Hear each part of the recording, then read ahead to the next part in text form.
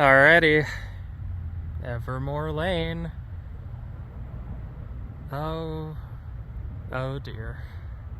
Oh dear. Oh dear.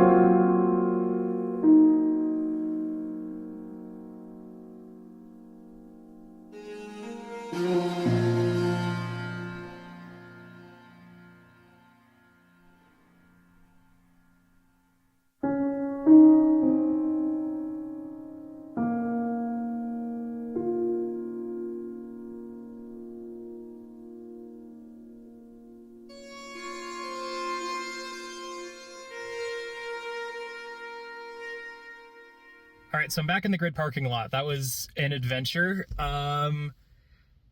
So I just talked with one of the Dutch Brothers employees. Maddie, hello. If you are watching this, you were lovely. I hope that you have a fantastic rest of your day and a fantastic day if you're watching this. There's a lot of things. So it literally looks like something out of Breath of the Wild or Tears of the Kingdom or The Last of Us, where like it just looks post-apocalyptic inside of there.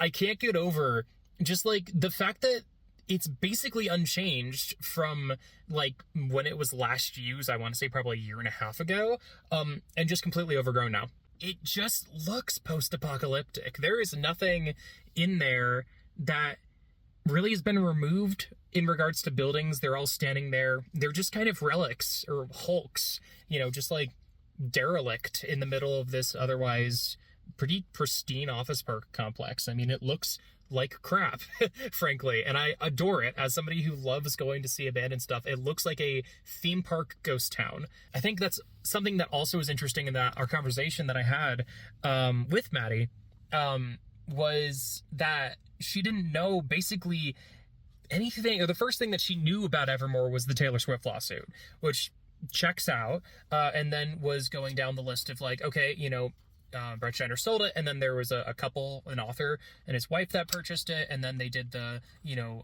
hatch the egg thing there, and then apparently, I didn't know this, they held prom there a couple of years ago, which is really cool, actually. Oh my gosh. Like, Evermore as an event venue would have made so much sense to me back then. Never really saw anybody utilize it for that reason, but that was super cool that apparently, like, folks did prom there. I actually adore that. So yeah, that was interesting, but yeah, just like going through it and taking video of it was eerie. It really felt like I was exploring some like abandoned temple in Tears of the Kingdom. Like I don't know how else to describe it. It really, really, really felt like I was trespassing on like hallowed ground or something, even though I was just flying a drone over it. There's like so much construction material that's just like left there. All the buildings are still there in all of their pre-built glory. And just like all of the relics of like Evermore past are probably still locked away somewhere. It's fascinating just the sheer amount of hubris just on display here.